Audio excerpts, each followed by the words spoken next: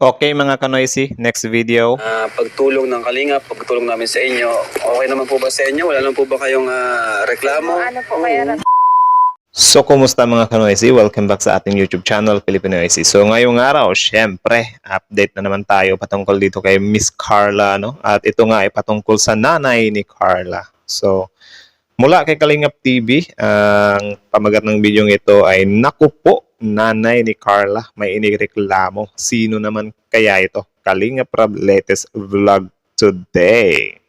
So, yun, nakaka-curious din kasi nanay niya eh. So, ano kaya ito men? Sana walang something na negative dito So, yan yung panonoodin natin mula kay Kalingap TV. So, yun, Kalingap TV, supportahan nyo yan. Tapos, syempre, credits na rin kay Mr. Kalingap Rab. Supportahan nyo rin yan.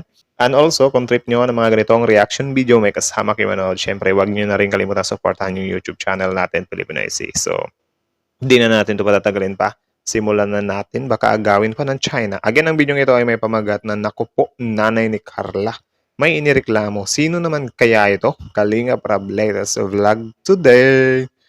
Like, comment, share, subscribe. Start, baby. Nanay ni Carla may reklamo. Ano naman kaya ito at sino naman kaya ito mga kalingap? Yun.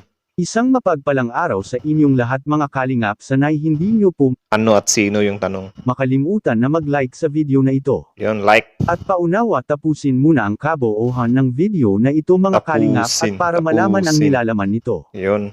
At maraming salamat po mga kalingap sa pagpatuloy na pagsuporta lalo na kay Kuya Val Santos Matubang at Kalingap Rab. Yun. Sobrang napakapalad ni Carla sa kanyang pagiging beneficiary ng Team Kalingap dahil sa ang lalaki ng mga perang natanggap nila mga Kalingap na nagmula sa mga kanilang nag-sponsor.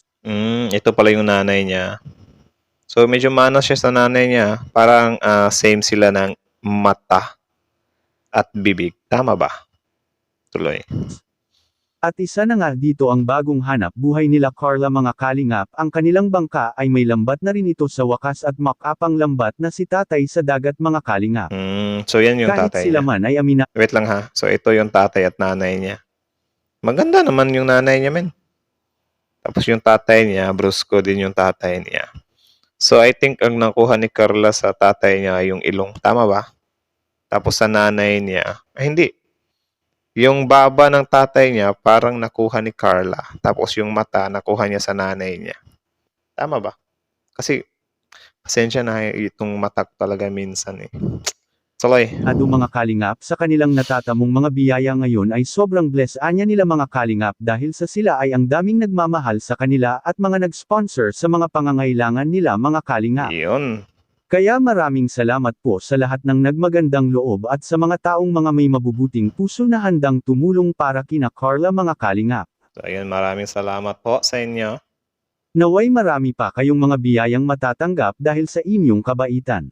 At higit sa lahat si Kalingap Rab na siyang daan na makikilala natin si Carla mga Kalingap. Yun. Kaya lubos ang pagpapasalamat ni Carla kay Kalingap Rab na sila ngayon ay naahon na sa kahirapan sa buhay. Dahil kung ating balikan ang nakaraang buhay ni Carla mga Kalingap noong siya pa ay hindi nakita ng Team Kalingap ay nagsisikap itong naglalako ng puto para may maibaon siya sa kanyang pag-aaral. Grabe, no? From paglalako ng puto, sobrang laki ng transition ng buhay niya, men. Pinagpala talaga.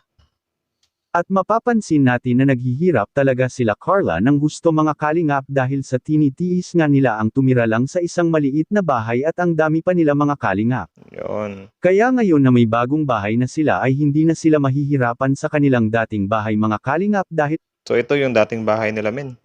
Ang liit lang, no?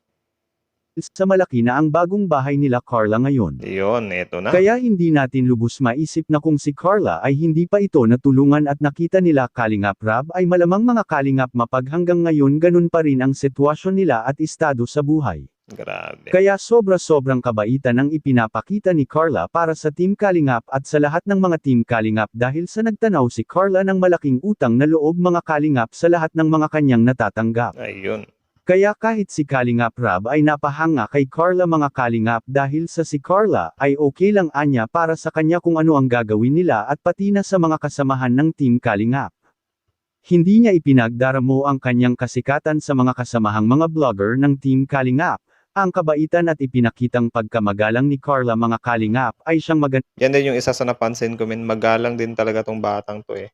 Kaya sobrang pinagpala din talaga. magandang tularan sa mga kabataan ngayon mga kalingap, dahil sa kanyang kabaitan sa harap ng kamera ay ang daming nagmamahal sa kanya at tumutulong, at nanay may reklamo pala. Eto na. Makikita Ano kaya yung reklamo ni nanay, men? Kinabahan ako dito ah. Tuloy. po natin sa video. Pagtulong ng kalingap, pagtulong namin sa inyo, okay naman po ba sa inyo? Wala naman po ba kayong reklamo? Ano po kaya Rap, sobrang blessed po. Sobrang blessed. sobrang Ayun. Wala pala siyang reklamo, men. Sobrang happy nila. Grabe yun, grabe yun. Kasi kung may reklamo, sabihin nyo lang sa amin wala po kuya Rap.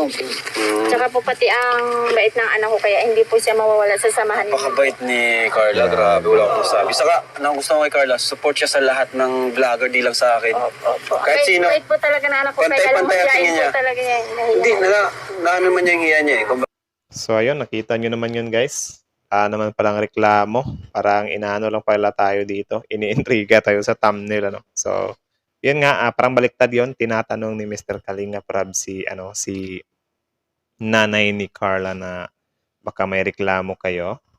Pero yun nga, sagot ng nanay at tatay niya, wala kami reklamo. Parang madali din talaga kasi makontento tong pamilyang to eh. Sabi nga nila yung kapag danas mo talaga ang hirap, tapos mabuti kang tao. Parang kapag may natanggap ka talaga ng mga blessings sa'yo, kahit ano pa man yan, maliit or malaking bagay, parang sobrang laki ng pagka-appreciate mo doon, di ba? Kaya nga yung time na may napabalita na yung mga beneficiary ng ilan ng Kalingap ay parang pinangtotoma yung pera, ay parang medyo disappointed sila kasi nga malaking kaibahan yun sa kagaya nila ni Carla, di ba, na parang ano lang sila, sobrang appreciative, like yun nga, kung ano yung mga natatanggap nila. Ito yung mga tipong tao na kapag parati mong binibigyan ng blessings, parang tumatanggi ba, no? Ay, wag na, nakakahiya. Ay, ano ba to? Okay na kami dito. Something like that, di ba? Kasi ganun yung, kapag maganda yung puso mo or mabusilak yung puso mo, I mean. Grabe. So yun, parang naano lang pala tayo dito, na-intriga lang tayo. So parang opposite yun. Yun pala yung ni nanay at tatay, medyo nag-send sila ng way of appreciation kay Mr. Kalinga Prab. Tapos si Mr. Kalinga Prab ay open din naman siya na na sabi niya nga doon na basta kung may kailangan kayo or may reklamo kayo, sabihin niyo lang sa amin. Kasi yan din yung isa sa pinaka-iniiwasan kasi ni Mr. Kalinga Prab na yung mga beneficiaryo niya ay parang nagtatago ng sama ng loob or may mga hindi sila masabi. Kaya yung iba parang ang nagiging ending nun, nagiging pangit yung kinalabasan kasi yung iba nagrereklamo na through social media, nagrereklamo na sa ibang tao, nasasakyan na yung mga reklamo, something like that. Kaya pangit yung ganun. Kaya si Mr. Kalinga Prab ay preferred niya talaga na kung may problema kayo or may reklamo kayo, sabihin nyo lang sa amin para magawa natin ng paraan. Kasi ganun naman talaga yun, di ba guys? Dapat kapag may nakita kang bagay na hindi mo nagustuhan sa taong yan, sabihin mo muna sa kanya para yun, baka masubukan pang maayos sa tamang usapan or mahanapan ng solusyon, di ba? Hindi yung agad ka na magja-jump into conclusion or magja-jump ka sa wala, ginagamit lang kami, wala, inaano lang kami, wala, grabe, kulang yung binibigay, wala, grabe yung mga ganun-ganun ba. So, doon na magiging or doon na nabubuo yung mga issues na hindi naman sana dapat nabuo. Pero yun nga, dahil hindi ka rumekta sa tao kung ano yung problema or kinikimkim mo lang yung yung tingin mong problema, yun, hindi talaga siya nasusolusyonan. Kaya yun, iwas-iwas na lang din tayo sa mga gulo-gulo, kaya kung may nakita din kayong problema or may mga nais kayong mangyari na hindi nangyayari or yun nga, kasi alam niyo naman, communication is the key, di ba? So yan lang naman, grabe, sobrang blessed talaga ng family nila Carla.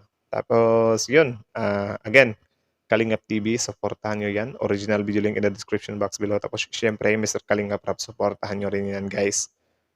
And also, bago nyo iwan yung channel natin, don't forget to like, comment, share, subscribe. So that's it. Thank you so much for watching. Filipino is out.